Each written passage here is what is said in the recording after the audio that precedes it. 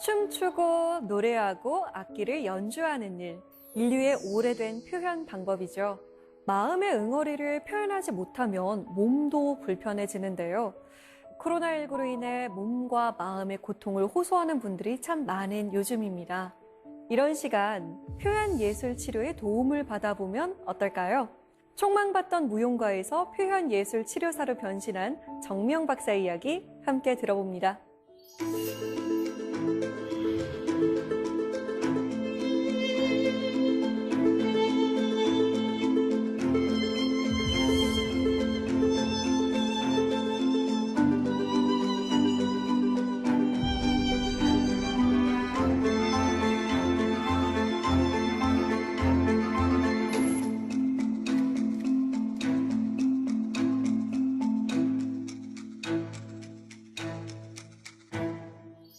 안녕하세요. 안녕하십니까? 네, 저희가 미술 치료 또 음악 치료, 이 예술로 심리를 치료한다는 건 잘 알고 있는데 표현 예술 치료 조금 생소해요. 그런 영역일까요? 표현 예술 치료는 여러 가지 예술 영역들을 어떤 것을 기반으로 중점적으로 해서 무의식, 우리가 억눌려져 있는 무의식을 예술을 도구로 해서 의식으로 떠올리는 작업들을 통해서 자아의 직면을 하게 만들고 그것이 이제 성장과 치료로 이어지는 작업입니다.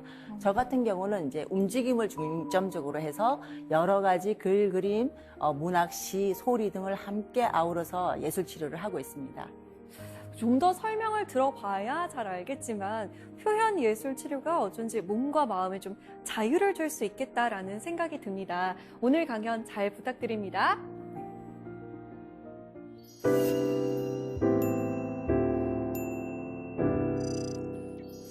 저는 안무가로서 오늘 표현 예술 치료에 대해서 얘기를 나누고자 이 자리에 섰습니다. 저는 표현 예술 치료를 통해서 저의 많은 다른 모습들을 발견해냈고 그리고 그 과정과 경험들을 통해서 많은 통찰과 저의 정체성을 확립해 왔던 것 같습니다.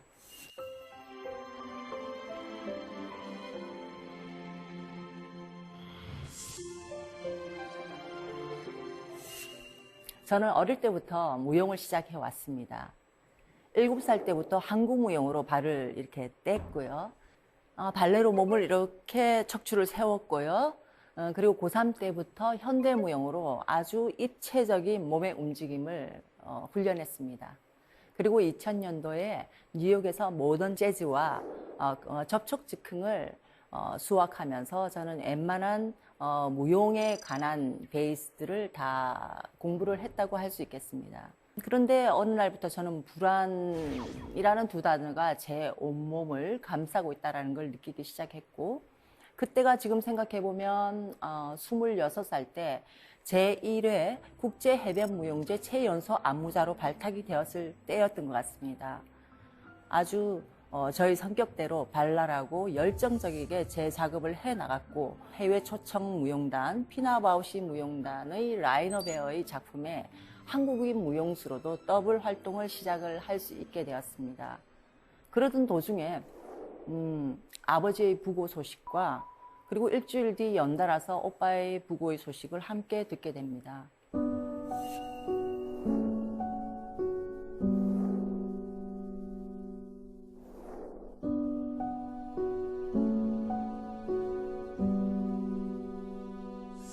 근데 그 이후로 저는 대인기피증과 함께 제 몸의 축소된 공간들을 느끼게 된 것 같습니다.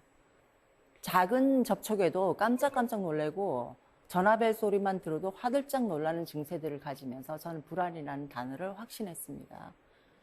그걸 지금 진단명으로 설명을 해보면 불안 측면 해피 같은 우울증 같은 거였겠죠.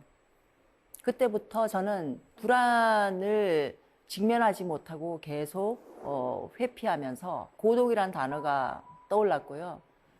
근 10년에 거쳐서 38편의 안무들을 해내면서 고독 댄스 시리즈를 계속 연작으로 만들어 나가기 시작했습니다. 주로 그전에는 동작들이 쭉 뻗고 아주 자신감 있게 나갔다면은 이때는 계속 뭔가를 이렇게 잡고 그리고 계속 관절들을 쪼개내는 작업들을 했습니다. 공간이 부족했기 때문인 것 같습니다. 어떻게 하면은 이 공간을 열까를 계속 연구를 하는 것에만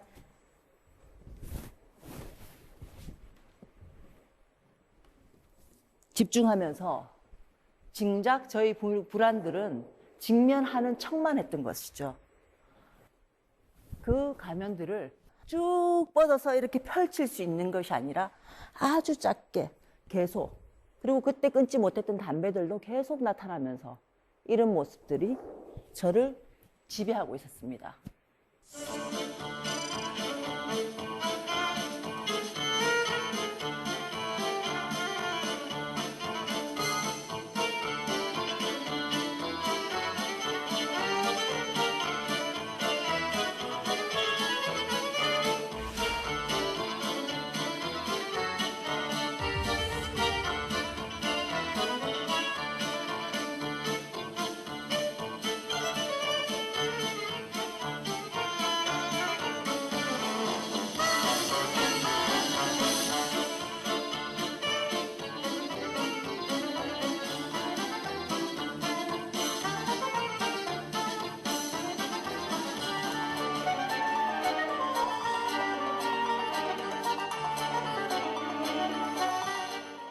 무용은 몸을 많이 쓰는 작업이잖아요. 그런데 네. 표현 예술 치료를 하시게 된 계기가 있을까요? 직접적인? 지금 반추해보면 아주 행운아였던 것 같습니다. 왜냐하면 저희 스승님들이 저에게 소매틱과 표현 예술 치료 여러 가지의 프로그램들을 안내해 주셨고 그 당시부터 생기기 시작한 신체화 증상, 즉 척추의 왜곡의 증상으로 인해서 제가 춤출 때 굉장히 고통스러웠던 상황이었기 때문에 이런 신체화 증상을 자가 치유하기 위해서라도 저는 그 프로그램을 선택했어야만 했습니다. 그러나 소매틱 메소드 같은 경우는 몸을 정렬하고 생물학적인 몸들을 완화시키는 데는 효율적인 수단이었지만 저에게 다가오는 불안을 직면하고 그걸 해소하지는 못했던 것 같습니다. 그리고 계속 표현 예술 치료에 대한 자각은 있었지만 왠지 저항이 올라왔고 그 이유를 저는 지금도 알 수는 없습니다만 어쨌든 마주하게 되었습니다. 그 계기가 이화여대에서 개최되었던 심포지엄에서 호프만 소토 선생님을 만나게 된 사건이었습니다. 소매틱 교육자이신 호프만 소토 선생님은 타말파 인스티튜트에서도 교수로 재직하시면서 전 세계에 널리 알려진 인물이었습니다. 그때를 지금도 생생하게 기억합니다. 보통 심포지엄의 장소는 스크린을 마주보고요. 모두가 그쪽을 향해 가는 상태에서 의자들이 배치되어 있죠. 제가 조금 시간이 까딱까딱하게 도착을 했는데 완전히 장소가 달랐습니다. 앞에 텅 비어 있었고요. 스크린을 보고 양옆에 참가자들이 한 200명쯤 된 것 같아요. 다 벽에 붙어서 이렇게 쳐다보고 앉아 있는 거예요. 이건 뭐지? 그리고 들어가는 입구가 제가 이렇게 들어가는 입구였는데 마치 저를 맞이하는 것처럼 제가 무대의 주인공이 된 것처럼 신기한 현상을 이제 목격하게 됐죠. 들어섰는데 그때 호프만 소토 선생님께서 이런 안내 멘트를 하고 계실 때였어요. 될 수 있는 한 의식적으로 그리고 온몸을 알아차리면서 이 의자를 가운데에다 옮겨주세요 라고 말씀하셨습니다. 저는 막 달려가서 빈자리에 앉았고 그 수많은 참가자들이 동시에 아무런 약속 없이 그 한마디로 아주 천천히 의식적으로 그 의자를 잡기 시작했고 잡기 시작할 때 나의 움직임의 첫 순간과 그리고 손가락들이 잡기 위해서 천천히 펴질 때의 그 관절 그리고 그 스퀘어를 잡는 순간 들어 올리기 위해서 발로 밀어내는 중력, 발력, 그리고 발바닥에서부터 올라오는 그 힘의 이동들이 나의 뒤꿈치와 무릎과 고관절을 지나 나의 골반을 회전시키고 나의 꼬리뼈부터 척추를 회전시키면서 어깨 봉이 회전하면서 나의 목뼈가 숙여지고 고개가 떨어지는 그 과정들을 생생하게 알아차릴 수 있었습니다. 동시에 그 수많은 집단 역동들이 함께 움직이는 것들을 제가 마치 영혼이 빠져나가서 위에서 쳐다보는 것처럼 모두를 전체를 감망할 수 있었고요. 그리고 어떤 사람이 내 옆을 지나갈 때 흔들리는 바람과 그 빛의 속도까지도 느낄 수 있을 정도의 그 순간을 지금도 생생하게 기억합니다. 그 순간이 얼마나 됐을까요? 10분도 채 되지 않았다고 저는 기억을 합니다만 그 당시 저의 느낌은 마치 억겁의 세월을 지난 것처럼 길게 느껴졌었고 그 자유로운 에너지를 잊을 수가 없는 것 같습니다. 그리고 정신을 딱 차리고 눈을 떴을 때 우리가 생각했던 보통의 컨퍼런스 장소가 되었고 정면에는 스크린과 함께 호프만 소토 선생님이 가운데 서 계셨습니다. 정신이 들자마자 저는 이 먹고라는 질문들이 막 머릿속에서 나오기 시작할 때 마치 저의 소리를 듣기라도 한 것처럼 소토 선생님은 그것은 소맥주 중심 표현 예술 치료이다라고 대답을 해주셨습니다. 이게 이제 영적 통함이라고 저는 생각을 합니다. 저는 한 번의 망설임도 없이 그 다음날 바로 표현 예술 치료라는 이 과정들을 입문하게 됩니다.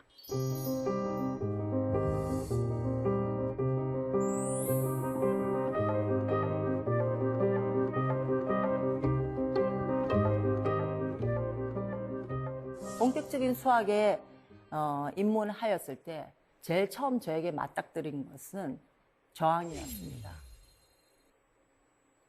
즐겁게 저는 이 과정을 해나가리라고 굳게 마음을 먹고 시작을 하였지만 동료들과 함께 목격자 중심 그리고 미학적인 피드백 그리고 세 가지 수준의 알아차림을 통한 이 과정들을 훈련해 가는 과정에서 저는 무한한 저항들을 만났습니다. 움직이면서 자기 이슈들을 만나게 되고 목격자들은 그것들을 피드백해 주면서 세 가지 알아차림 수준의 질문들을 합니다. 그 움직임을 하면서 당신은 무엇을 느꼈습니까? 그 움직임이 소리가 있다면 어떤 얘기를 합니까? 그 움직임에 대한 말을 할 수 있다면 어떤 단어가 떠오르십니까? 등등의 질문을 받았을 때 마치 저는 이런 느낌이 들었습니다. 아파 죽겠는데 자꾸 생각해라 하는 것처럼 귀찮은 리듬이 계속 올라왔고 그 안에는 제가 무용가로서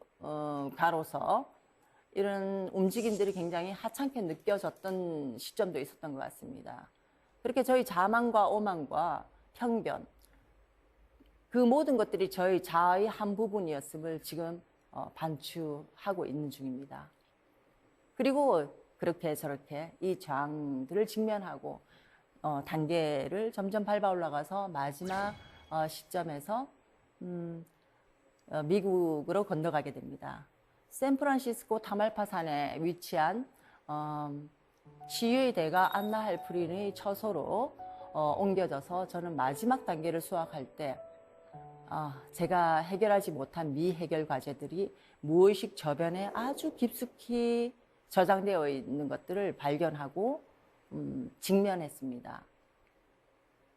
아버지의 죽음과 오빠의 죽음, 그리고 심지어는 제가 결혼 초기에 유산해 있던 아기의 존재까지 다 만나면서 마주하고 움직임 뿐만 아니라 미술, 시, 소리 모든 매체를 통해서 다 해소하면서 다시 제 문제를 발견하고 성장해 나갔습니다.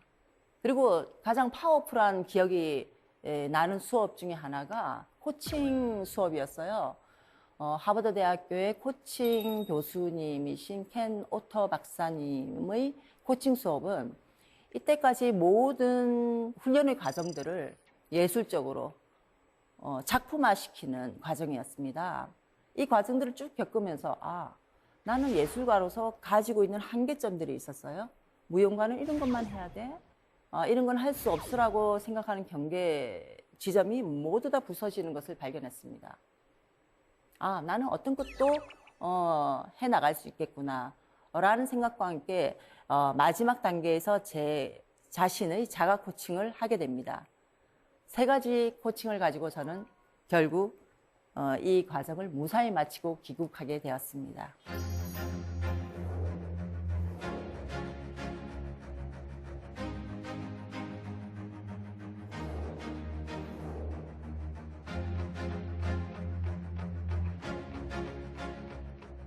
첫 번째 시도로서 예술 작업의 축소는 제가 이때까지 살아오면서 예술 작업들을 가장 큰 주제, 마치 우주를 구할 듯한 큰 주제와 대규모의 어떤 무대 세트와 제작 과정, 그리고 인원들을 동원해서 한 작업들을 아주 축소해서 무의식의 발톱이라는 작품을 완성하게 되었는데요.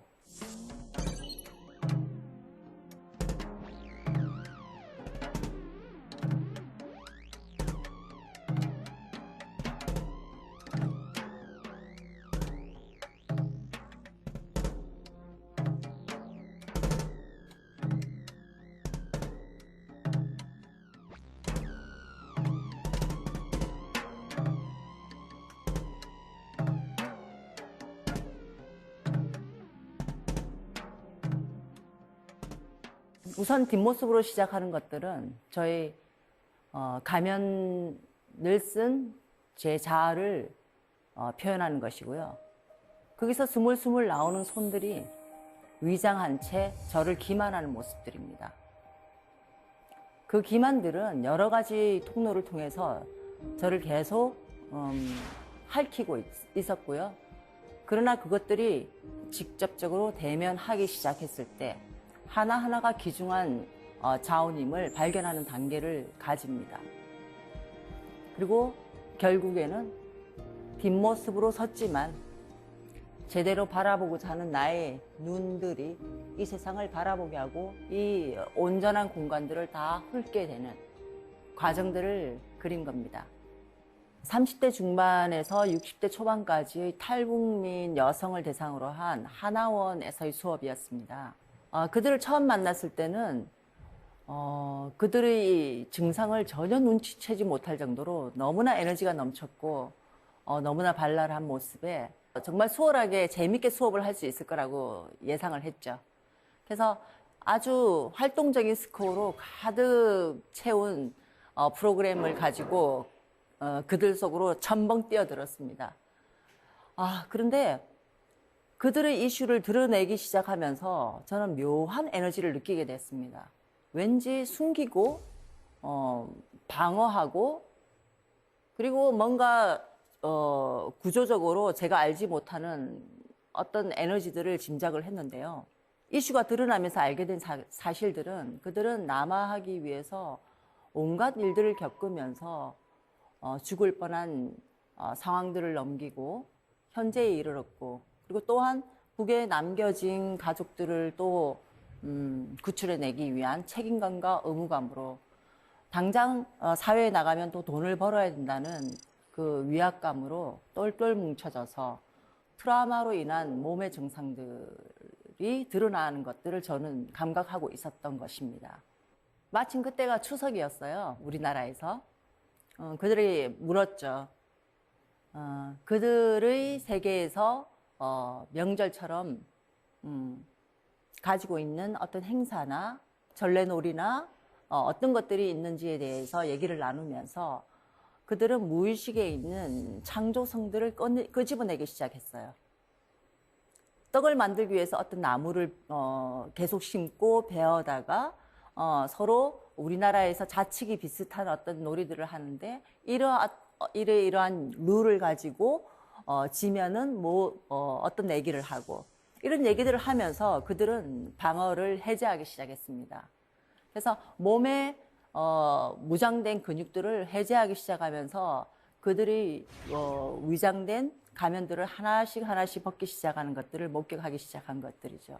이 과정 동안에 저희들은 퍼실리테이터의 역할만을 수행하면서 그들이 직접 연출을 맡고 소리를 잘 낼 수 있는 사람들은 가수, 배우를 하면서 그리고 빨래를 하든 어떤 활동을 하든 상관없이 어떤 주제에 맞춰서 조명을 직접 이것처럼 받고 무대에 올라가서 리허설부터 끝까지 무대가 끝날 때까지 그들이 연출해내는 과정을 저희들은 스코링했습니다. 그 결과 마지막 무대를 펼치는 날 하나원의 관계자들이 대속 폭도할 정도의 배를 잡고 넘어가는 우스운 광경들, 그리고 감동해서 펑펑 눈물을 같이 쏟는 장면, 그리고 하나가 되어서 서로 어깨를 감싸는 감동적인 장면까지 정말 아름다운 많은 과정들을 목격하게 된 계기였고, 그리고 저는 확신했죠. 이들이 이 과정들을 창조적으로 자발적인 수행으로서 이루어진 이 무대 과정을 통해서 한국 사회에 나가서도 그들이 스스로 두 발을 우뚝 딛고 이 사회에서 잘 적응해 나갈 수 있으리라고 저는 믿게 되었습니다.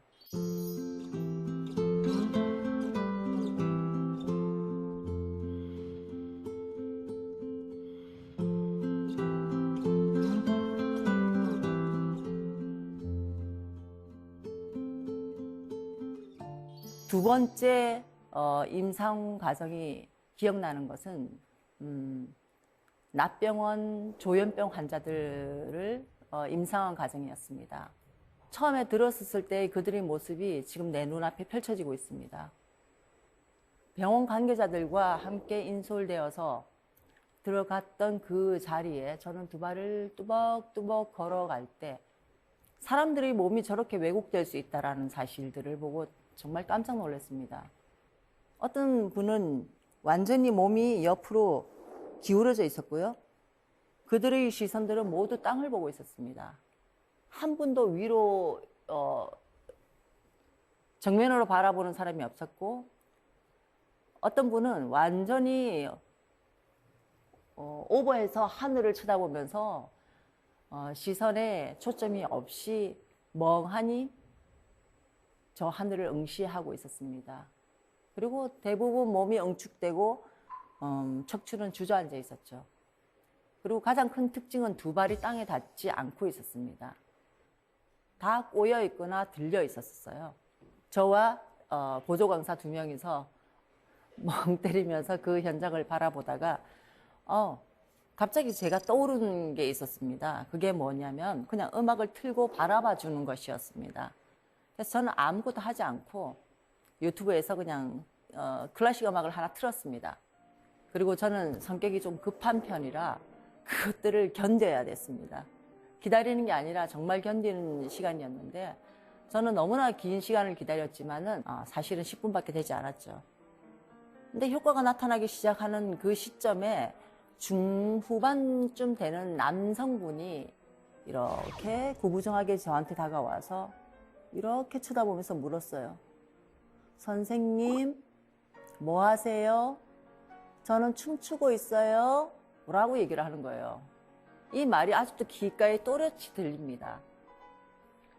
저는 아무것도 필요 없고 춤이라는 단어가 나왔다는 것에 너무 반가웠어요. 그리고 저는 대답하지 않고 오히려 되물었죠. 선생님은 지금 뭐 하세요? 라고 물었더니 그분이 저는 어떤 여성분과 춤을 추고 있습니다. 그랬어요. 그때 제가 깨달은 거는 우리가 의식하고 알아차리는 거는 이 현실과의 통로가 있기 때문에 가능한 것이지 그렇지 않은 이분들의 세계에서는 소용이 없다는 걸 깨달았습니다. 이분들은 사회와 단절하고 본인들의 방어에 의해서 그분들의 세상을 펼쳐내고 있었던 거였어요.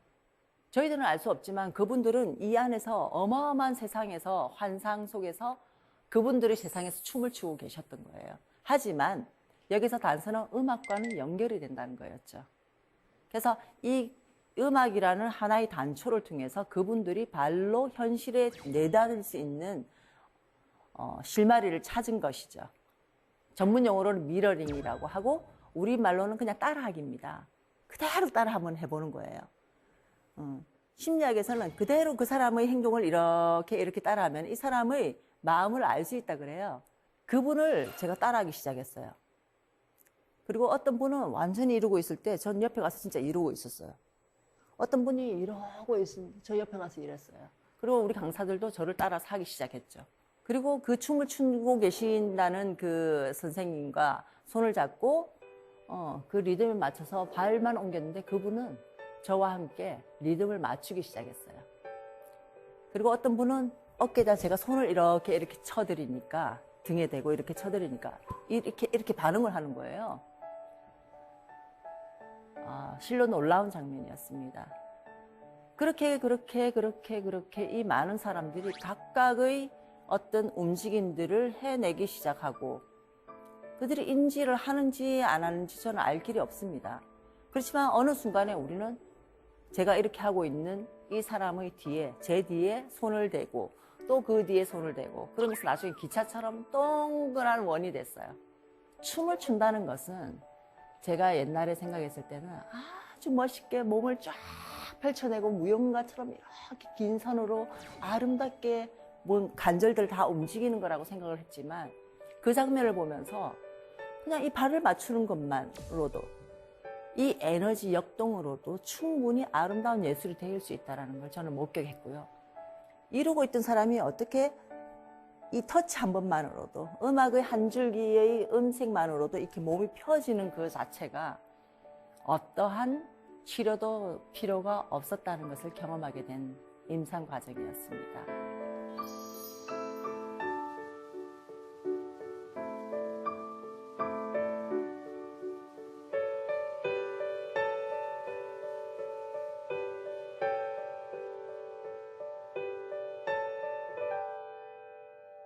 그리고 그 다음 생각나는 프로그램의 과정이 청소년들이었는데 제가 진로 교육을 부탁받아서 갔어요. 표현예술 치료를 좀 해달라. 들어갔는데 모두들 엎드려 있었어요. 모두들 엎드려 있었고 고개를 든 몇 명은 핸드폰을 보고 뭔가를 하고 있었죠. 아무도 저를 이렇게 쳐다보지 않았어요. 저는 이렇게 했습니다. 이렇게 쳐다보고 안녕하세요. 인사를 나눴어요. 웃지도 않고요. 그리고 또 삐딱하게 서서 저는 무용가고요. 표현예술 치료사입니다. 라고 얘기를 했어요. 그러고 나서 3가지 수준의 알아차림으로 질문을 던졌습니다. 제가 어떻게 보이세요? 혹시 대답해 줄 분 계신가요? 학생들의 대답은 이랬습니다. 굉장히 뼈딱해 보인다. 차가워 보인다. 못돼 보인다. 나쁜 것 같다. 날카로워 보인다. 뭐 등등. 그러고 나서 다시 저는 이러고 다시 인사를 했습니다. 안녕하세요, 여러분. 저는 안무가 정미영이라고 합니다. 그리고 인사를 딱 나누고 나서 3가지 수준의 알아차림으로 다시 질문을 했어요. 제가 어떻게 보입니까? 어떻게 느껴지십니까? 어떤 이미지입니까? 라고. 그랬더니 저는 생전 처음 들어보는 얘기들을 들었습니다. 모델 같아 보이고 또 하나 되게 기억이 남는 대답이 있었는데요.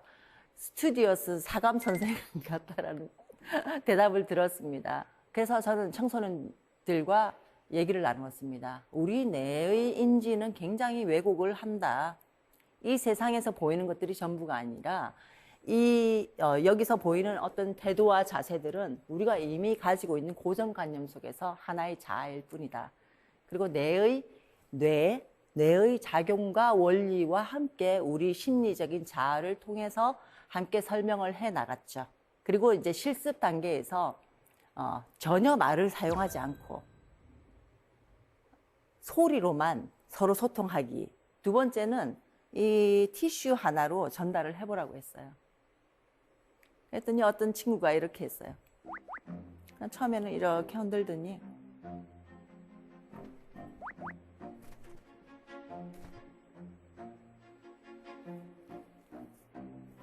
인상도 막 이렇게 하면서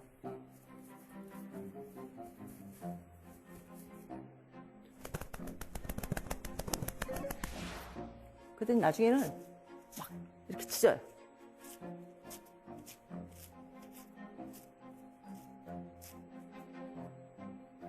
그러고 나서 이렇게 보는 거예요. 그랬더니 상대방이 이거를 쫙 반으로 나누더니 이렇게 꼬우기 시작했어요.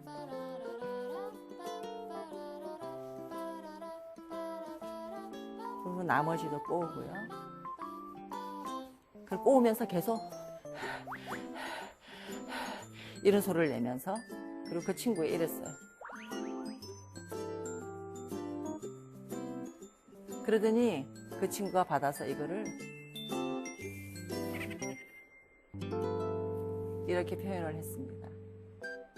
아우, 교실 막 떠나가게 웃더라고요. 그렇게 처음 이렇게 엎드려 있고 쳐다도 보지 않는 그 학생들이 얼마나 활발하고, 그리고 척추도 이렇게 뚝 서고 에너지가 넘치는지 저는 쳐다만 봐도 즐겁고 행복했습니다. 그리고 다 하고 나서 항상 평가를 해요. 요즘에 그렇게 하더라고요. 그 평가란에 이제 어떤 사람들이 적은 거를 보고 참여자들끼리 대표로 몇 명이 발표를 했어요. 오늘 수업을 참관한 소감들을 얘기를 하는데, 어떤 한 학생이 이런 얘기를 했습니다.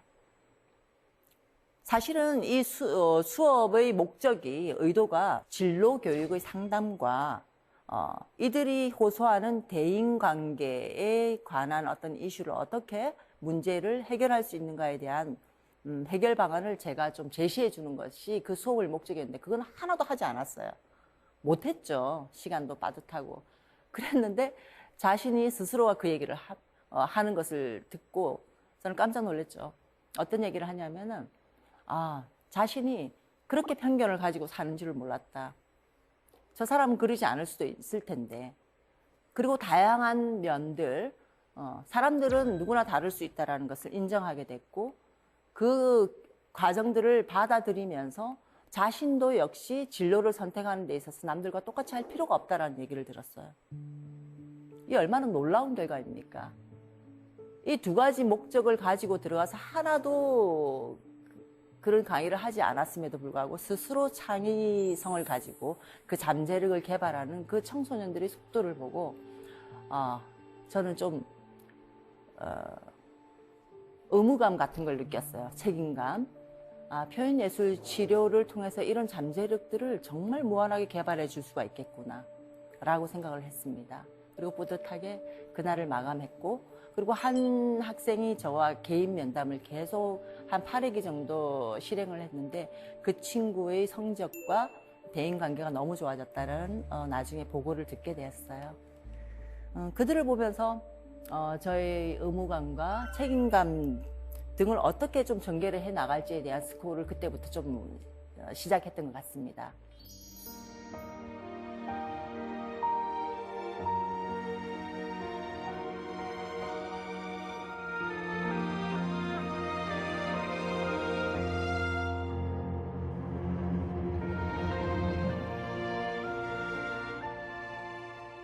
그럼 그 표현 예술 치료를 받다가 그럼 내가 한번 다른 이들도 이렇게 치료해줘야겠다라는 생각은 어떻게 갖게 되신 건가요?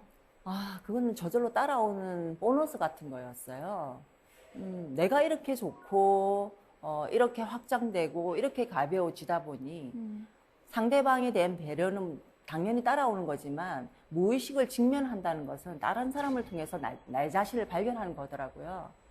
그러면 자연스럽게 저 사람도 이랬겠구나라는 공감이 저절로 따라오는 보너스 같은 것들로 공감대가 형성되고 저희 마음의 여유가 이제 점점점 넓어지는 현상들을 발견했기 때문에 그건 당연하게 자연스럽게 다가오는 과정이었던 것 같습니다. 그리고 마지막 단계로 생각나는 그 프로그램 임상 과정이 치매 노인과 파킨슨 환자들이에요. 사실은 이 대상을 생각해 본 적이 없어요, 저는. 근데 계기가 우리 모친께서 경증 치매를 앓는다는 소식을 듣게 되었고, 정말 이 세상의 우연한 이치인지는 모르겠으나 바로 전문 무용수 지원센터에서 저에게 제안한 댄스 포 PD라는 프로그램을 제가 수긍한 거였어요. 왜 수긍했냐면 댄스 포 PD는 이제 파킨슨 환자들을 대상으로 한 무용치료 같은 프로그램이었어요. 근데 이제 치매의 원인들이 한 78가지에서 한 90가지 정도 된다고들 합니다. 그런데 가장 퍼센테이지가 높은 게 뇌졸중인 경우가 많은데, 우리 모친께서도 이 경증 증상을 앓기 이전에 10년 전에 뇌졸중을 잠시 앓았었어요. 그거를 제가 기억하고 있었고, 이 댄스 포 파킨슨도 그 뇌졸중에 의해서 진행되는 증상으로 알고 있었기 때문에 혹시 연관성을 가지고 제가 도움을 모친께 드릴 수 있을까 해서 수락을 했고, 데이케어 센터를 제가 자진해서 임상을 과정을 맡게 됩니다.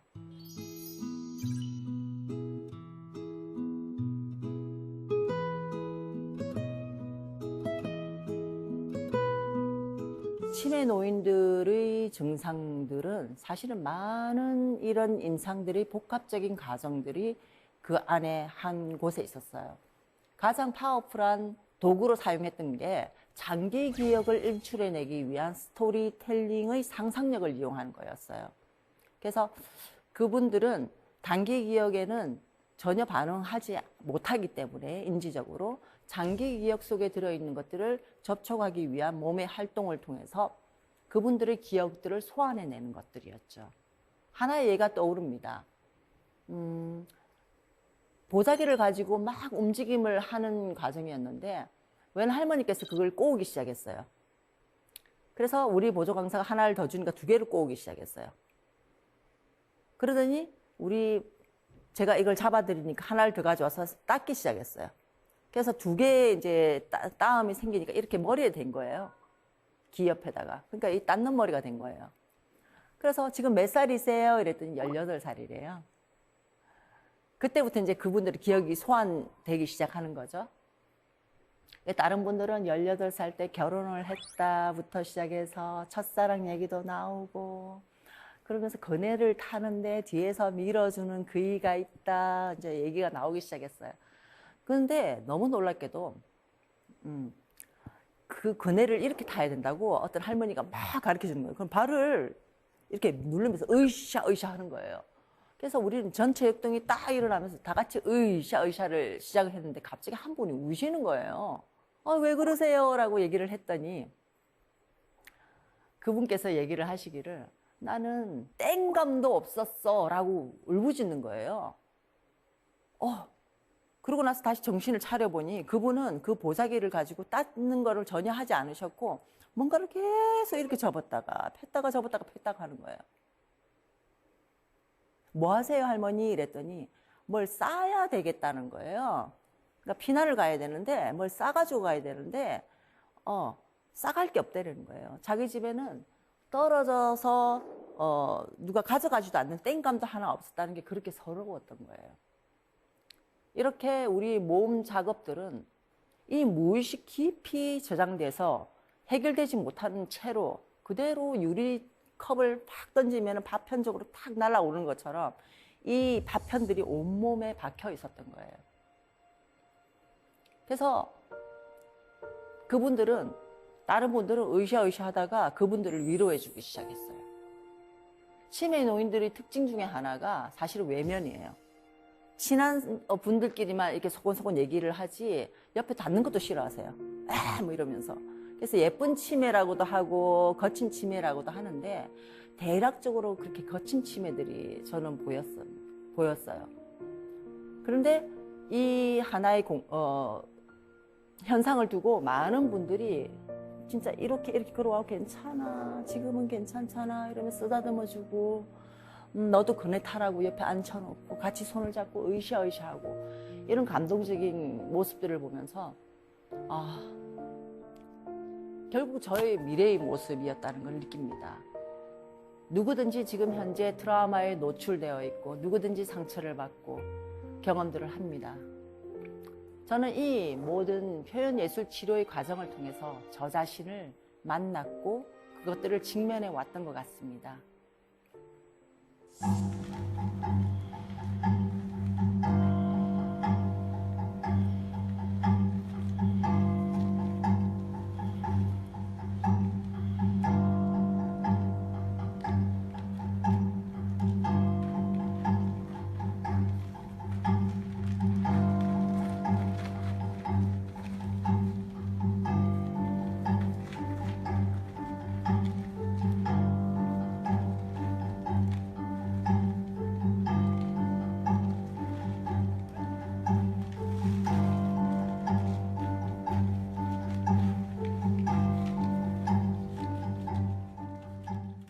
아주 어렸을 때부터 무용만 해오면서 자존감만 높았던 저는 제 자신이 부서지고 나서야 이것들을 보게 되었다는 것을 지금 현재는 너무 다양스럽게 생각을 합니다.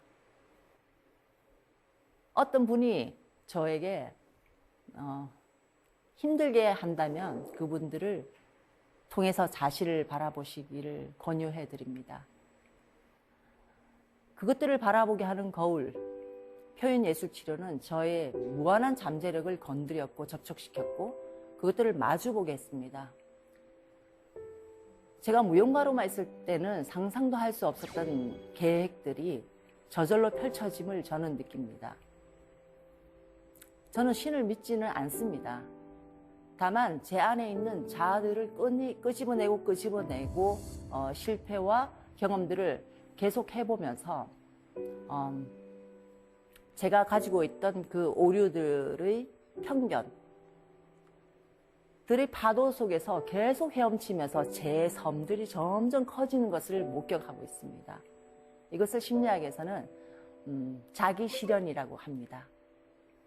결국 다른 말로 개성화라고 하죠. 각기 고유의 자아들을 끄집어내는 단 하나도 같은 것이 없는 창조력들을 말하는 것으로 저는 이해를 합니다.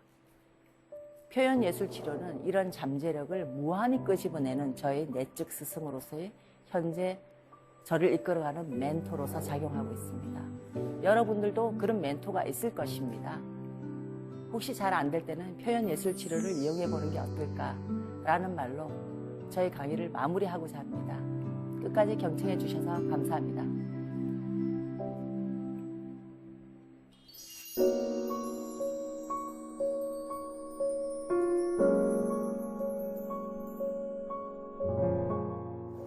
몰랐는데 정말 많은 분들이 이미 표현예술치료에 도움을 받고 있었군요.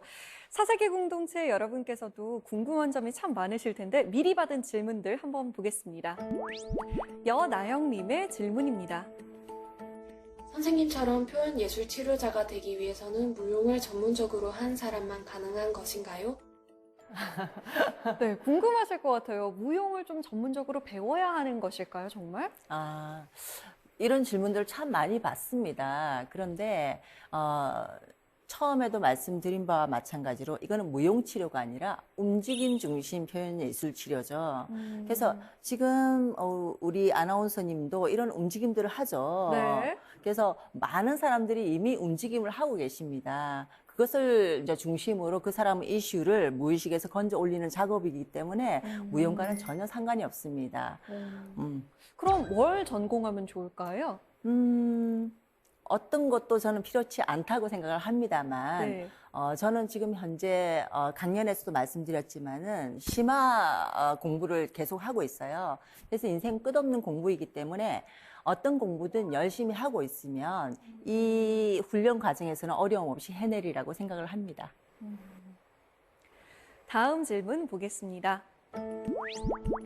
김민지님의 질문입니다. 큰 심리적 문제가 아니라 내성적인 성격이나 소심한 마음 등 성격을 개선하는 데에도 표현예술 치료가 효과가 있을까요? 어쩐지 좀 내성적인 사람이 표현예술 치료를 받으면 좀 달라지지 않을까라는 생각도 많이 드실 것 같아요. 당연히 달라질 거고요. 그 이유는 우리 안에 있는 수많은 잠재력이 있습니다. 그것들을 모르고 본인들의 고정관념 그리고 습관들에 의해서 움직여지고 살아가기 때문에 하던 방식으로 계속 움직여지는 거죠. 그것들이 부딪힐 수도 있고요. 그래서 성격 개조라는 것은 그 측면에서 봤을 때 바뀌는 것이 아니라 안에 있는 것들을 더 발견해냄으로 인해서 지금 가지고 있는 이 이슈가 오히려 더 장점화된다는 것을 의미한다고 볼 수 있겠습니다. 그렇기 때문에 표현예술 치료를 통해서 얼마든지 성격 본인께서 얘기하신 개조라는 측면이 어떤 커다란 변화를 가져올 수 있다라고 저는 생각을 합니다. 우리 몸과 마음의 건강을 위해서 표현예술 치료를 더 가깝게 받을 수 있는 기회가 많아졌으면 좋겠다라는 생각이 듭니다. 오늘 강연 정말 잘 들었습니다. 고맙습니다. 감사합니다.